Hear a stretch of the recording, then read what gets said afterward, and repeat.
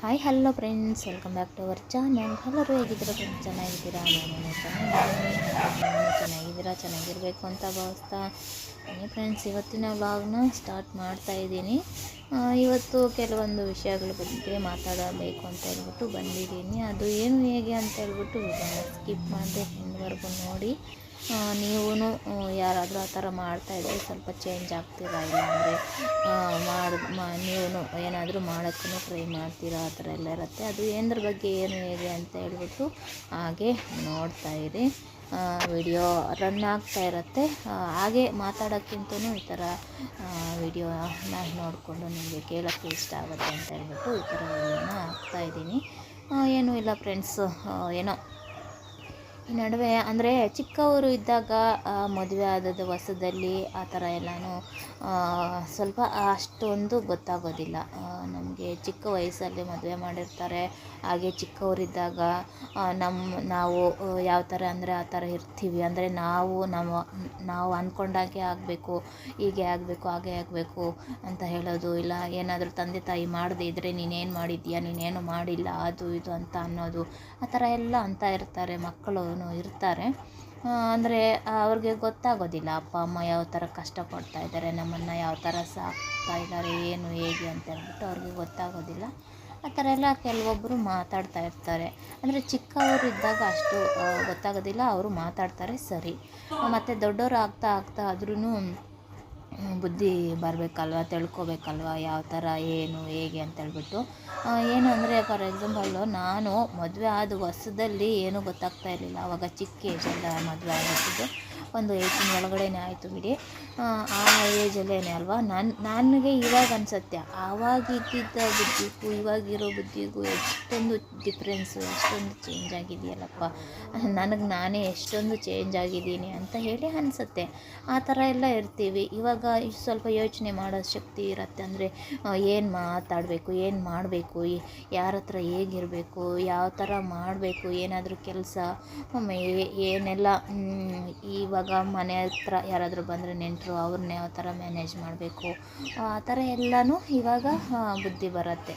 ಹಾಗೆಯೇ ಕೆಲವೊಬ್ಬರು ಎಲ್ಲ ಇರ್ತಾರೆ. ಅಂದರೆ ಬುದ್ಧಿ ಬರುತ್ತೆ ಅಂತ ಅಂದರೆ ನಮ್ಮ ಗಂಡ ನಮ್ಮ ಮಕ್ಕಳು ನಾವು ಮಾತ್ರನೇ ಸಾಕು, ನಮಗೆ ಇನ್ನು ಅತ್ತೆ ಬೇಡ, ಮಾವ ಬೇಡ, ಅಪ್ಪ ಅಮ್ಮ ಬೇಡ, ಮತ್ತು ಹೆಣ್ಮಕ್ಳು ಬೇಡ, ಗಂಡನ ಒಡ ಹುಟ್ಟಿದವ್ರು ಬೇಡ, ಇಲ್ಲ ಹೆಂಡತಿ ಒಡ ಹುಟ್ಟಿದವ್ರು ಬೇಡ, ಆ ಥರ ಎಲ್ಲ ಇರೋಕ್ಕೆ ಆಗೋದಿಲ್ಲ. ಅದೆಲ್ಲನೂ ತಿಳ್ಕೊಬೇಕು. ಇವಾಗ ಹೆಂಡತಿ ಕಡೆಯವರು ನಮ್ಗೆ ಹೆಂಗೆ ಅಣ್ಣ ತಮ್ಮ ಅಕ್ಕ ತಂಗಿ ಅಮ್ಮ ಅಜ್ಜಿ ಈ ಥರ ನಮಗೂ ಬೇಕು ಅಂತ ಹೇಳಿ ಅಂದ್ಕೊತಾರೆ. ಹಾಗೆ ಗಂಡ ಕಡೆಯವರು ಹಾಗೆ ಅಂದ್ಕೋಬೇಕು. ಅವರು ಯಾವ ಥರ ಇರ್ತಾರೆ, ಅವರೂ ಹಾಗೆ ಅಲ್ವಾ, ಅವರನ್ನು ಹಾಗೆ ನಾವು ನೋಡ್ಕೋಬೇಕು ಅನ್ನೋ ಕಾಮನ್ ಸೆನ್ಸ್ ಇರಬೇಕು. ದೊಡ್ಡವ್ರು ಆಗ್ತಾ ಅದನ್ನು ಸ್ವಲ್ಪ ಬೆಳೆಸ್ಕೋಬೇಕಾಗತ್ತೆ. ಇವಾಗ ಕೆಲವೊಬ್ರು ಇರ್ತಾರೆ, ಬಂದ ಸೊಸೆಯಂದರು ಯಾವ ಥರ ಇದ್ರೂ, ಅಂದರೆ ಬಂದ ಹೆಂಡ್ತೀರು ಯಾವ ಥರ ಇದ್ರೂ ಗಂಡು ಮಕ್ಕಳಾಗಿರೋರು ಸ್ಟ್ರಾಂಗ್ ಆಗಿರಬೇಕು. ಈ ಕಡೆ ಹೆಂಡ್ತಿ ಮಕ್ಕಳನ್ನ ಮ್ಯಾನೇಜ್ ಮಾಡಬೇಕು, ಈ ಕಡೆ ಅಮ್ಮ ಅಪ್ಪನೂ ಮ್ಯಾನೇಜ್ ಮಾಡಬೇಕು, ಹಾಗೆ ಅತ್ತೆ ಅವ್ರ ಕಡೆಯವ್ರನ್ನೂ ಮ್ಯಾನೇಜ್ ಮಾಡಬೇಕು. ಆ ಥರ ಎಲ್ಲ ಇರಬೇಕು. ಕೆಲವೊಬ್ಬರು ಯಾಕೋ ಗೊತ್ತಿರೋದಿಲ್ಲ. ಅಂದರೆ ನಾನು ಅಂದ್ಕೊತೀನಿ, ಕೆಲವೊಬ್ಬರನ್ನೆಲ್ಲ ನೋಡಿ ನಾವೂ ಒಂದು ಮನೆಗೆ ಸೊಸೆಯಂದ್ರಾಗಿ ಹೋಗಿದ್ದೀವಲ್ಲ, ನಾವು ಯಾಕೆ ಈ ಥರ ಮಾಡಲ್ಲ, ನಮ್ಮ ಗಂಡಂದ್ರೆ ಯಾಕೆ ಈ ಥರ ಇರಲ್ಲ, ಬೇರೆಯವ್ರು ಯಾಕೆ ಈ ಥರ ಇರ್ತಾರೆ ಅಂತ. ಅಂದರೆ ಏನು ವಿಷಯದಲ್ಲಿ ಅಂತಂದರೆ, ಇವಾಗ ಕೆಲವೊಬ್ಬರು ಮದುವೆ ಆದರೆ ಹೆಂಡ್ತಿ ಮಕ್ಕಳು, ಗಂಡ ಮಕ್ಕಳು ಇದೇ ಥರನೇ ಇರ್ತಾರೆ. ಈ ಕಡೆ ಅತ್ತೆ ಮಾವನೂ ನೋಡ್ಕೊಳ್ಳೋದಿಲ್ಲ, ಆ ಕಡೆ ಅಮ್ಮ ಅಪ್ಪನೂ ನೋಡ್ಕೊಳ್ಳೋಕ್ಕಾಗೋದಿಲ್ಲ. ಅಮ್ಮ ಅಪ್ಪ ಅಂದರೆ ನಾವು ಚಿಕ್ಕವರಿಂದ ಇದ್ದಾಗಿಂದನೂ ಏನೋ ಅವ್ರ ಶಕ್ತ್ಯಾನುಸಾರ ಅವರು ನಮ್ಮ ಮಕ್ಕಳು ಚೆನ್ನಾಗಿರಲಿ ಅವರು ಅಂತ ಹೇಳಿಬಿಟ್ಟು ಅವ್ರಿಗೆ ಕೈಯಲ್ಲಿ ಆಗಿದ್ದು ಮಾತ್ರ ಅವರು ಕಷ್ಟಪಟ್ಟು ಅವರು ತಿಂದಿರ ನಮಗಿಟ್ಟು ಎಲ್ಲನೂ ಬೆಳೆಸಿ ಸಾಕಿ ದೊಡ್ಡವರನ್ನಾಗಿ ಮಾಡ್ತಾರೆ. ಅಂದರೆ ಅವ್ರ ಕಾಲ ಮೇಲೆ ಅವ್ರು ನಿಂತ್ಕೊಳ್ಳೋ ಥರ ಮಾಡ್ತಾರೆ.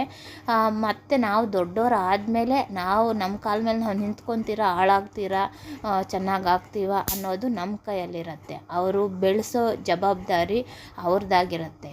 ಯಾಕೆ ಮತ್ತು ಅವರು ಬೆಳೆಸಿದ ಮೇಲೆ ನಾವು ಅವ್ರನ್ನ ರಿಟರ್ನು ಚೆನ್ನಾಗಿ ನೋಡ್ಕೋಬೇಕು ಅಂತ ಎಕ್ಸ್ಪೆಕ್ಟೇಷನ್ಸ್ ಇಟ್ಕೊಂಡು ಅವರೂ ಏನಾದರೂ ಮಾಡ್ತಾರೆ. ಏನೋ ಇವಾಗ ನಾವು ಕಷ್ಟಪಟ್ಟು ನಮ್ಮ ಮಕ್ಕಳನ್ನ ಒಳ್ಳೆ ದಾರಿಯಲ್ಲಿಟ್ಟರೆ ನಮಗೆ ದೊಡ್ಡವರಾದಮೇಲೆ ನಮ್ಮನ್ನು ಚೆನ್ನಾಗಿ ನೋಡ್ಕೊತಾರೆ, ಆ ಥರ ಈ ಥರ ಅಂತ ಹೇಳ್ಬಿಟ್ಟು ಇರ್ತಾರೆ. ಕೆಲವೊಬ್ಬರು ಇರ್ತಾರೆ, ಏನು ಮಾಡೋಕ್ಕಾಗೋದಿಲ್ಲ.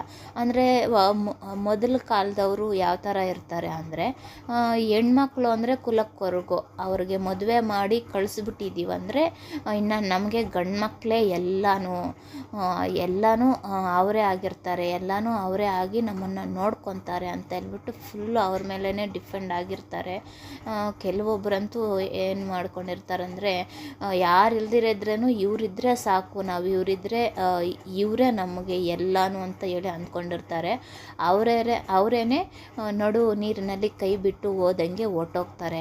ಮತ್ತು ಇನ್ನು ಯಾರಾದರೂ ಇದ್ದಾರಲ್ಲ, ಅವರಾದರೂ ಇದು ಮಾಡ್ತಾರೆ ಅಂದರೆ ಅವ್ರೂ ಅಷ್ಟೇ ನಮಗೆ ಹಾಗೆ ಹೀಗೆ.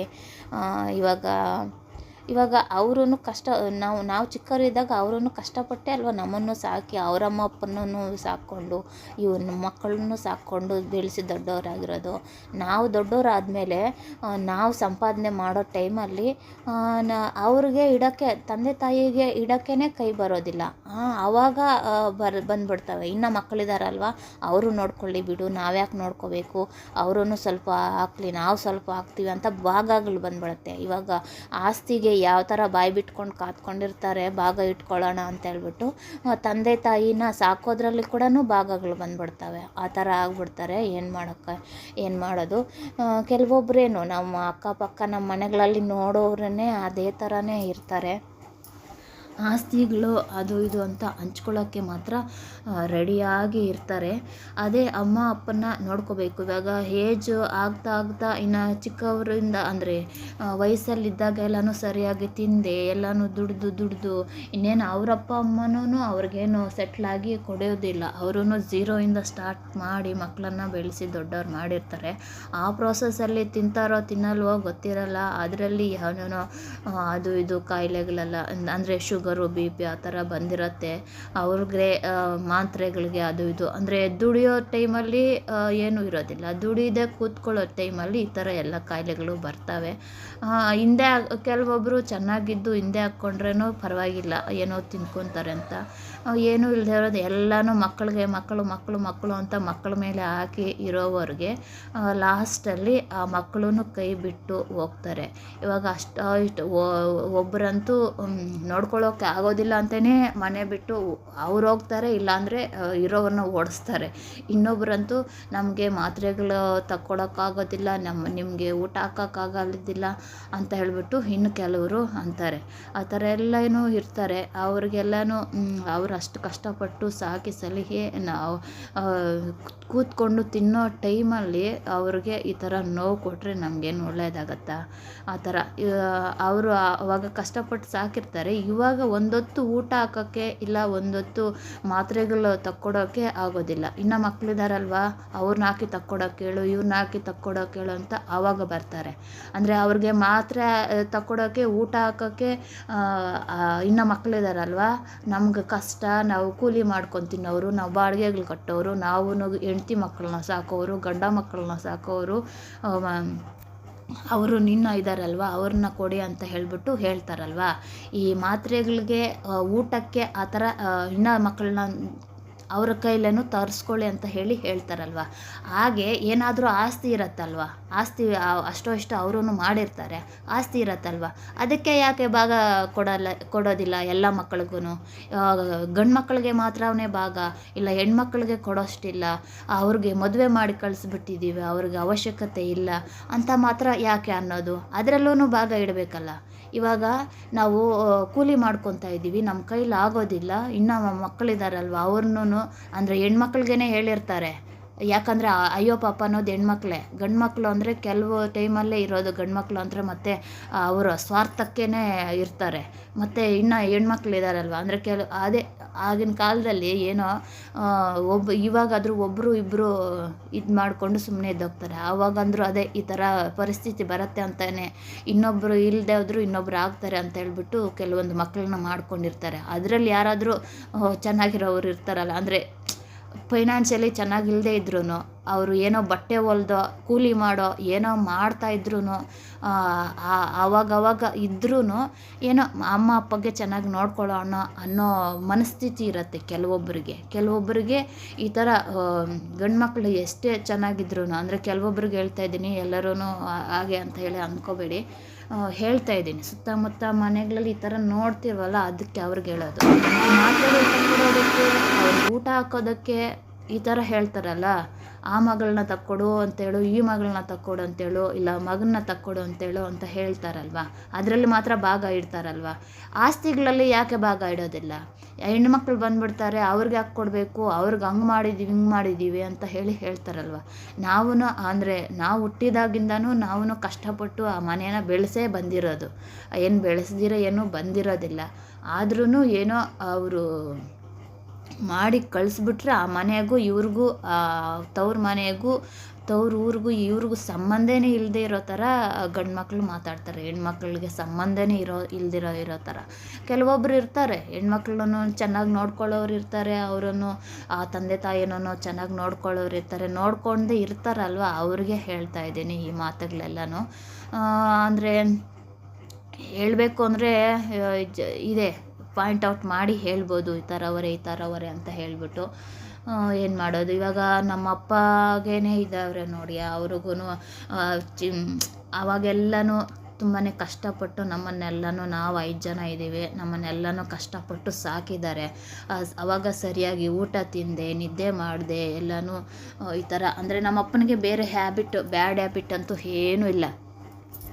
ಯಾವಾಗಾದರೂ ಬಾಡೂಟ ತಿಂದಾಗ ಎಲೆ ಅಡಿಕೆ ಹಾಕ್ಕೊಳ್ಳೋದು ಬಿಟ್ಟರೆ ಇನ್ನು ಬೇರೆ ಬ್ಯಾಡ್ ಹ್ಯಾಬಿಟ್ ಏನೂ ಇಲ್ಲ. ಆ ಥರ ಇರೋವರೆಗೆ ಈ ಥರ ಟೈಮ್ ಟು ಟೈಮ್ ಸರಿಯಾಗಿ ತಿಂದೆ ಅಂದರೆ, ನಾವು ಚಿಕ್ಕವರಾಗಿದ್ದಾಗ ಅಷ್ಟೇ, ನಮ್ಮ ಅಕ್ಕ ಆಗಲಿ ನಮ್ಮ ಅಮ್ಮ ಅವರಾಗಲಿ ಅವರೇನಾದರೂ ಮುದ್ದೆ ಆಗಲಿ ಸಾಂಬಾರಾಗಲಿ ಸರಿಯಾಗಿ ಮಾಡದೇ ಇದ್ದರೆ ಅವ್ರನ್ನ ಬೈದು ಸರಿಯಾಗಿ ಮಾಡೋ ಥರ ಇದು ಮಾಡ್ತಾಯಿದ್ರು. ಸರಿಯಾಗಿ ಚೆನ್ನಾಗಿದ್ರೇ ತಿಂತಾಯಿದ್ದಿದ್ದು, ಇಲ್ಲಾಂದರೆ ತಿಂತಾ ಇರಲಿಲ್ಲ. ಆ ಥರ ಇದ್ದೆ ಅಂತವರು. ಆ ಥರ ಅಂದರೆ ಅದೇ ಬಂಡಿ ಓಡಿಸಿ ನಮ್ಮನ್ನು ಎಲ್ಲನೂ, ಕಲ್ಲು ಬಂಡಿ ಇರ್ತಾಯಿತ್ತು, ಅಂದರೆ ಬೇರೆ ಊರಿಗೆ ಕಲ್ಲು ಸಾಗಿಸ್ತಾ ಇದ್ದಿದ್ದಂಥದ್ದು. ಬೆಳಿಗ್ಗೆ ಹೋಗಿದ್ದಾರೆ ಅಂದರೆ ನೈಟಲ್ಲಿ 11:30 1 ಗಂಟೆ ಆ ಥರ ದೂರ ಎಲ್ಲನೂ ಹೋಗ್ತಾ ಇದ್ದಿದ್ದು. ಅವಾಗ ಟ್ಯಾಕ್ಟರ್ಗಳು ಇರ್ತಾ ಇರಲಿಲ್ಲ, ಲಾರಿಗಳು ಇರ್ತಾ ಇರಲಿಲ್ಲ, ಈ ಥರ ಎಲ್ಲ ಇರ್ತಾ ಇದ್ವಲ್ಲ, ಬಂಡಿಗಳಲ್ಲೇ ಓಡಿಸ್ತಾ ಇದ್ದಿದ್ದು. ಈ ಥರ ಎಲ್ಲನೂ ಮಾಡ್ತಾಯಿದ್ರು. ಆ ಥರ ಎಲ್ಲನೂ ಮಾಡಿ ಸರಿಯಾಗಿ ಟೈಮ್ ಟು ಟೈಮ್ ಸರಿಯಾಗಿ ತಿಂದೆ. ಅವ್ರಿಗೆ ಹೀಗೆ ಸ್ವಲ್ಪ ಹಾರ್ಟ್ ಪ್ರಾಬ್ಲಮ್ಮು, ಇನ್ನು ಏಜ್ ಆಗ್ತಾಯಿತ್ತಾ ಇನ್ನು ಹಾರ್ಟ್ ಪ್ರಾಬ್ಲಮ್ಮು ಅಂದರೆ ಆಪ್ರೇಷನ್ನೂ ಆಗಿದೆ. ಆಪ್ರೇಷನ್ ಆಗಿ ಇನ್ನು ಟ್ಯಾಬ್ಲೆಟ್ಸ್ ಅವರು ಇರೋ ತನಕ ಟ್ಯಾಬ್ಲೆಟ್ಸ್ ತಿಂತಾನೇ ಇರಬೇಕಾಗತ್ತೆ. ಹೀಗೆ ಕೆಲವೊಂದು ಮನೆಗಳಲ್ಲಿ ಇಶ್ಯೂಸು. ಇನ್ನು ಹೇಳಿದೆ ಅಲ್ವಾ, ಅವ್ರ ಕಿರೀಟ ಇಡ್ತಾರೆ, ಇವ್ರ ಕಿರೀಟ ಇಡ್ತಾರೆ, ಆ ಮಗ ಈ ಮಗ ಅಂತ ಹೇಳಿಕೊಂಡು ಎಲ್ಲರೂ ಚೆನ್ನಾಗಿ ಕಿರೀಟ ಇಟ್ಟು ಅವ್ರನ್ನ ಒಬ್ಬಂಟಿ ಮಾಡಿಬಿಟ್ಟು ಅವ್ರವ್ರ ದಾರಿ ಹಿಡ್ಕೊಂಡು ಅವರು ಹೋಗಿದ್ದಾರೆ. ಇನ್ನು ಅವ್ರಿಗೆ ಇವಾಗ್ಲೂ ಅವರು ಕಷ್ಟಪಟ್ಟು ಹೋಗೋಕ್ಕೆ ಆಗೋದಿಲ್ವಲ್ಲ. ನಮ್ಮಮ್ಮ ಅಂತೂ ಇವಾಗ್ಲೂ ಇದು ಮಾಡ್ತಾರೆ. ಎಷ್ಟೇ ಕಷ್ಟಪಟ್ಟರು ಇನ್ನು ಅವ್ರಿಗೆ ಅವರು ದುಡ್ದು ತಿನ್ನಬೇಕಾಗತ್ತೆ, ಅವ್ರಿಗೂ ಮಾಡ್ಕೊಂಡು ತಿನ್ನಬೇಕಾಗತ್ತೆ. ಹಾಗೆ ನಮ್ಮ ಅಪ್ಪನಿಗೆ ಟ್ಯಾಬ್ಲೆಟ್ಸು ಈ ಥರ ಎಲ್ಲ. ಅಲ್ಲಿಗೂ ಇನ್ನೇನು ಕರೋನಾ ಬಂದ ಟೈಮಿಂದನೂ ನಾವು ಕೊಡಿಸ್ತಾ ಇದ್ದೀವಿ. ನಾನು ಕೊಡಿಸಿದ್ದೀನಿ, ಇಲ್ಲಾಂದರೆ ನಮ್ಮ ಅಕ್ಕ ಅವರು ಈ ಥರ ಎಲ್ಲನೂ ಕೊಡಿಸ್ತಾ ಬಂದಿದ್ದೀವಿ. ಈ ನಡುವೆ ಇನ್ನು ಹೀಗೆ ಇರ್ತಾರಲ್ಲ ಮಹಾನುಭಾವರು, ಅವರಿಂದ ಎಲ್ಲನೂ ಯೋಚನೆ ಮಾಡಿ ಈ ನಡುವೆ ಇನ್ನು ಮತ್ತೆ ಚೆಕಪ್ಗೆ ಅಂತ ಹೋದರೆ ಇವಾಗ ಬಂದ್ಬಿಟ್ಟು 1 ಮಂತ್ಗೆ 4000 ಚೇಂಜ್ ಆಗುತ್ತೆ ಟ್ಯಾಬ್ಲೆಟ್ಸ್ಗೆ. ಆ ಥರ ಚೇಂಜ್ ಮಾಡಿದ್ದಾರೆ. ಅಂದರೆ ತುಂಬಾ ಥಿಂಕ್ ಮಾಡ್ತಾರೆ ಅಂತ ಹೇಳ್ತಾ ಇದ್ದಾರೆ. ಅದಕ್ಕೆ ಒಂದು 6 ಮಂತು ಈ ಥರ ಕುಡಿಬೇಕು ಅಂತ ಹೇಳಿಬಿಟ್ಟು ಈ ಥರ ಹೇಳಿದ್ರು. ಈಗಾಗಲೇ 4 ಮಂತ್ಸ್ ಆ ಥರ ಆಗಿದೆ. 1 ಮಂತೇನೋ ಅವರು ಒಬ್ಬರು ತಕ್ಕೊಟ್ರು. ಇನ್ನೊಂದು ಈ ಮಂತ್ಗೆ ಇನ್ನು ಇರ್ತಾರಲ್ಲ ನಮ್ಮ ಅಕ್ಕನ ಮಗ ನಮ್ಮ ಅಕ್ಕ ಅವರು ಹಾಕಿ ಕೊಟ್ಟರು. ನೆಕ್ಸ್ಟ್ ಮಂತಿಂದ 2 ಮಂತ್ಸಿಂದ ನಾನು ತಗೊಳ್ತಾಯಿದ್ದೀನಿ. ಹೋಗಲಿ ಬಿಡಿ ಫ್ರೆಂಡ್ಸ್, ಅವರು ಅಷ್ಟೊಂದು ಕಷ್ಟಪಟ್ಟು ತಗೊಳ್ತಾ ಇದ್ದಾರೆ ಅಲ್ವಾ. ಇವಾಗಲೂ ಅಷ್ಟೇ, ನಾನು ನೆಕ್ಸ್ಟೂ ಅಷ್ಟೇ ಹೇಳಿದ್ದೀನಿ, ಯಾರನ್ನೂ ಕೇಳ್ಕೊಳ್ಳೋಕ್ಕೆ ಹೋಗಬೇಡಿ ನೀವು. ಅವರು ನೀವು ತಕ್ಕೊಡಿ ಅಂತ ಹೇಳಿ ಯಾರನ್ನೂ ಕೇಳೋಕ್ಕೆ ಹೋಗಬೇಡಿ. ನಾನು ತಕ್ಕೊಡ್ತೀನಿ. ಬಟ್ಟೆ ಹೊಲ್ದೆ ಅಲ್ಲದೆ ಇನ್ನೇನು ನನಗೂ ಎಲ್ಲಿ ನಮ್ಮ ಯಜಮಾನ್ರು ಕೆಲಸದಲ್ಲಿ ಇರ್ಬೋದು, ಆದ್ರೂ ಅವ್ರ ಹತ್ರ ಏನು ನಾನೇನು ಕೇಳೋಕ್ಕೂ ಹೋಗೋದಿಲ್ಲ, ಅವರು ಏನು ನನಗೆ ಕಟ್ಟಗಳು ಕೊಟ್ಟು ಖರ್ಚು ಮಾಡ್ಕೊ ಅಂತ ಹೇಳೇನು ಕೊಡೋದು ಇಲ್ಲ, ಕೊಟ್ಟೂ ಇಲ್ಲ. ನಾನು ಬಟ್ಟೆ ಸ್ಟಿಚ್ ಮಾಡಿ ನನ್ನ ಖರ್ಚಿಗಾಗಲಿ ನಮ್ಮ ಮಕ್ಕಳ ಖರ್ಚಿಗಾಗಲಿ ಅದೇ ಈ ಥರ ನಮ್ಮ ಅಪ್ಪ ಅಮ್ಮನ ನೋಡ್ಕೊಳ್ಳೋದಕ್ಕೆ ನಾನು ಕಷ್ಟಪಡ್ತಾ ಇರೋದೆ. ಹಗಲು ರಾತ್ರಿ ನೀವು ವಿಡಿಯೋಗಳಲ್ಲಿ ನೋಡ್ತಾ ಇರ್ತೀರಲ್ಲ, ಹಗಲು ರಾತ್ರಿ ಅನ್ನೋದಿಲ್ಲದೆ ನಾನು ಮನೆಯಲ್ಲಿನೂ ಕೆಲಸಗಳೆಲ್ಲ ಮಾಡಿಕೊಂಡು ಗಂಡನಿಗೆ ಮಾಡಿ ಮಕ್ಕಳಿಗೆ ಮಾಡಿ ನಾನು ಈ ಥರ ಹಗಲು ರಾತ್ರಿ ನಾನು ದುಡಿತೀನಿ. ನನಗೆ ಪರವಾಗಿಲ್ಲ, ನಾನು ಅಷ್ಟು ಕಷ್ಟಪಟ್ಟರೂ ನಮ್ಮ ಅಪ್ಪ ಅಮ್ಮನಿಗೆ ಇಡೋಕ್ಕೆ ನನಗೆ ಖುಷಿಯಿಂದ ಇಡ್ತೀನಿ. ನನಗೇನು ನನ್ನ ಗಂಡನಿಗೆ ಕೊಡಬೇಕು ಇಲ್ಲ ನನ್ನ ಮಕ್ಕಳಿಗೆ ಕೊಡಬೇಕು, ನಮ್ಮ ಮಕ್ಕಳಿಗೂ ಕೊಡ್ತೀನಿ, ಗಂಡನಿಗೂ ಬೇಕಾದ್ರೂ ಕೊಡ್ತೀನಿ, ನಮ್ಮ ಅಪ್ಪ ಅಮ್ಮನೂ ನೋಡ್ಕೋಬೇಕು. ಆ ಥರ ಇರೋವಂಥದ್ದು ನನಗೆ ಇಲ್ಲ. ಅಯ್ಯೋ ನಮ್ಮ ಮಕ್ಕಳಿಗೆ ನಾನು ಫೀಸೂ ಕಟ್ತೀನಿ ಮಕ್ಕಳಿಗೆ. ಟೈಮ್ ಬಿದ್ದಾಗ ನನ್ನ ಮಗಳಿಗೆ ಫೀಸೂ ನಾನೇ ಕಟ್ಟೋದು. ಓಕೆನಾ. ಹೋದ್ಸಲಿ ಎಲ್ಲನೂ ನಾನೇ ಫೀಸ್ ಎಲ್ಲನೂ ಕಟ್ಟಿ ಇದು ಮಾಡಿದ್ದೀನಿ. ಇವಾಗ ವಾರಕ್ಕೆ ಎಲ್ಲನೂ 1500 ನನ್ನ ಸಂಘದಲ್ಲಿನೂ ಕಟ್ಟಬೇಕು. ಈ ಥರ ಎಲ್ಲ ಇದ್ದುಕೊಂಡು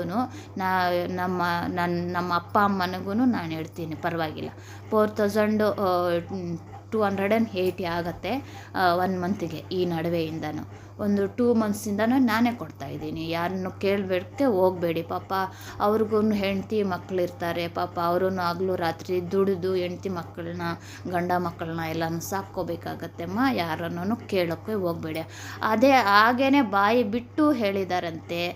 ಆ ಥರ ಎಲ್ಲನೂ ನನಗೆ ಈ ನಡುವೆ ಎಲ್ಲನೂ ಆ ಮಾತಕ್ಕೆ ಬರಲಿಲ್ಲ. ಈ ನಡುವೆ ಅಂತೂ ಕೇಳಿಸ್ತು ನನಗೆ, ಇರೋಕ್ಕಾಗಿಲ್ಲ.